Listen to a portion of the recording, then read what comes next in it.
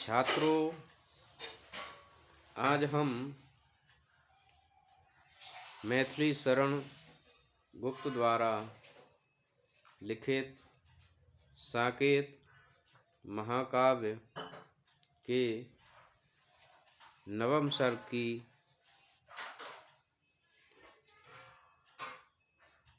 प्रस्तुत पंक्तियों को लेकर उपस्थित हुए हैं। साकेत की नायिका उर्मिला एक प्रोषित पत्रिका नायिका के रूप में प्रस्तुत हुई है। प्रोषित पत्रिका नायिका वह नायिका होती है जिसका नायक उससे दूर कहीं प्रवास के लिए चला जाता है। उर्मिला के स्वामी लक्ष्मण अपने भ्राता श्री राम की सेवा में समर्पित होने के लिए उससे 14 वर्ष के लिए दूर जा चुके हैं। उस विरहिणी नायिका उर्मिला की विरह वेदना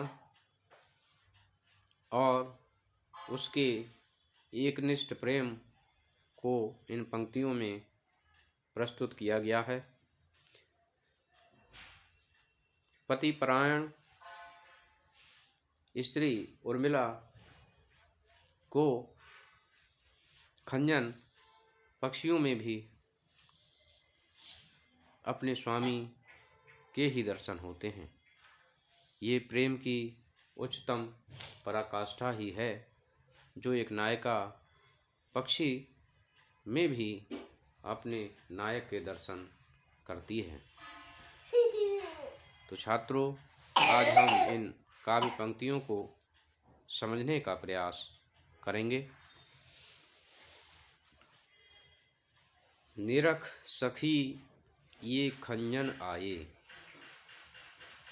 फेरे उन मेरे रंजन ने, नयन इधर मन भाए।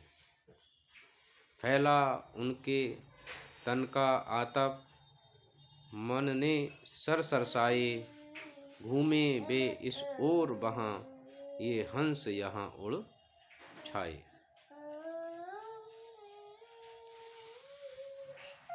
निरख सखी ये खंजन आए। उर्मिला अपनी सखी से बात करते हुए कहती है कि निरख सखी, निरख माने देखना, हे सखी देखो ये खंजन आए। ये जो खंजन पक्षी सर्दी के समय आए हुए हैं, इनको देखो। फेरे उन मेरे रंजन ने, नयन इधर मन भाए। हे सखी, इन पक्षियों खंजन पक्षियों को जरा देखो। ऐसा प्रतीत होता है मानो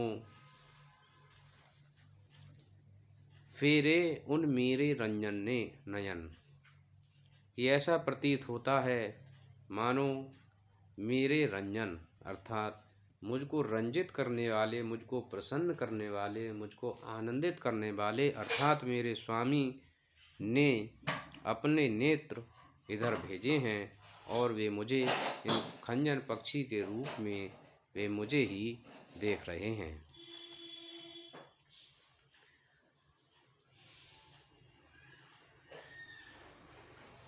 फैला उनके तन का आतप, मन ने सर सरसाए।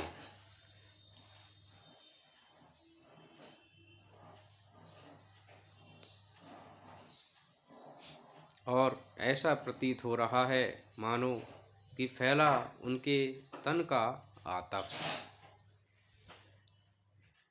कि फैला उनके तन का आतप, तन अर्थात उनके शरीर का आतप, आलोक या प्रकाश। ऐसा प्रतीत हो रहा है कि उनके शरीर का प्रकाश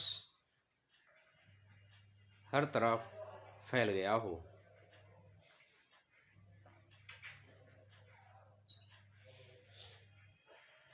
मन ने सर सरसाए, कि मन ने सर सरसाए अर्थात मेरे मन को प्रसन्न करने के लिए ही उन्होंने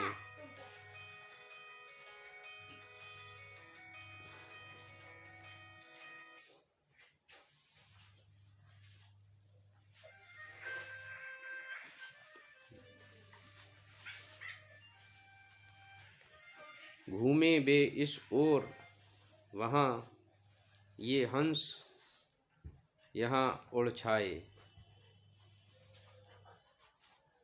करके ध्यान आज इस जन का निश्चय ले मुस्काए।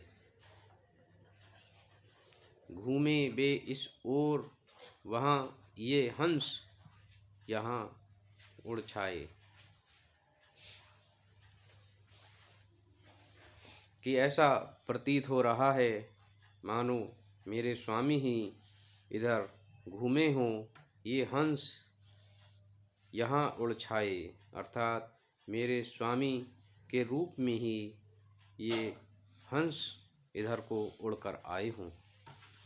करके ध्यान आज इस जन का निश्चय ले मुस्काए, और मेरे स्वामी ने आज निश्चय ही मेरा ध्यान अपनी ओर आकर्षित किया है और उन्हें मेरी स्मृति आई है, इसीलिए वे इधर शरद काल में उड़कर आए हैं। जिस प्रकार से शरद काल में धूप अच्छी लगती है, उसी प्रकार से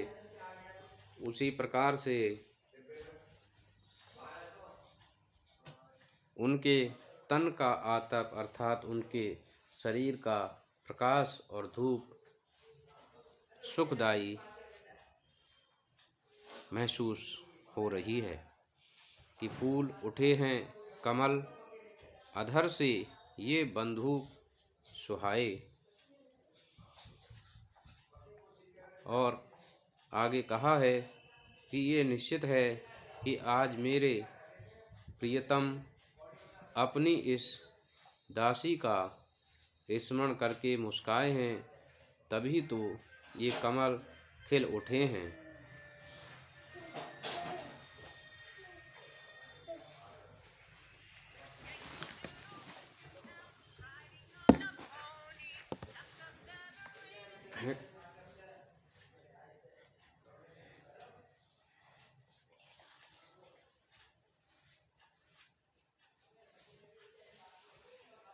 स्वागत स्वागत शरद भाग्य से मैंने दर्शन पाए, नभ ने मोती बारे, लो ये अश्रु अर्ध भर आए।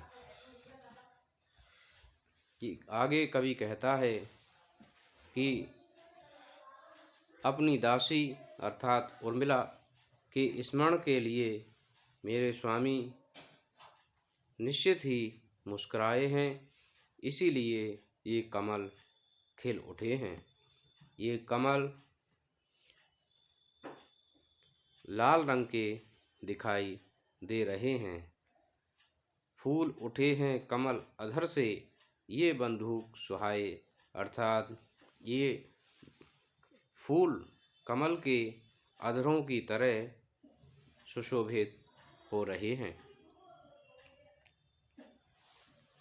कवि आगे कहता है कि हे शरद आओ तुम्हारा स्वागत है। कि स्वागत स्वागत शरद भाग्य से मैंने दर्शन पाए। कि हे शरद तुम्हारा स्वागत है, तुम्हारे आगमन से ही मैंने प्रिय का दर्शन किया है। तुम्हारे स्वागत के लिए आकाश ने ओस रूपी मोती न्योछावर किए हैं। कि नभ ने मोती बारे, नभ अर्थात आकाश ने ओस रूपी मोती न्योछावर किए हैं, और मैं तुम्हें आंसुओं का अर्घ दे रही हूँ। उर्मिला प्रकृति के पदार्थों में भी अपनी प्रिय स्वामी लक्ष्मण के दर्शन पाती है। ये प्रेम की पराकाष्ठा का उच्चतम बिंदु ही है। मेघदूत में कालिदास का यक्ष भी प्रकृति में ही प्रिय के दर्शन प्राप्त करता है। मैथिली शरण गुप्त जी ने गीतों की सुंदर अभिव्यक्ति की है। इस पद को गीत शैली में लिखा है, जिनको आसानी से गाया जा सकता है। इस पद में आलंकारिक शैली को अपनाया है, जिसमें उपमा, रूपक, अपनहुति, मानवीकरण जैसे अलंकार हमें देखने को मिलते हैं।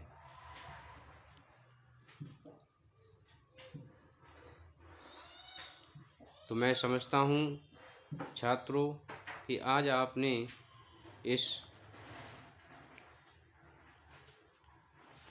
पद्य के लिए अवश्य ही समझा होगा, क्योंकि यह पद्य अक्सर परीक्षाओं में भी पूछा जाता रहा है। ये काफ़ी महत्वपूर्ण माना जाता है। धन्यवाद छात्रों।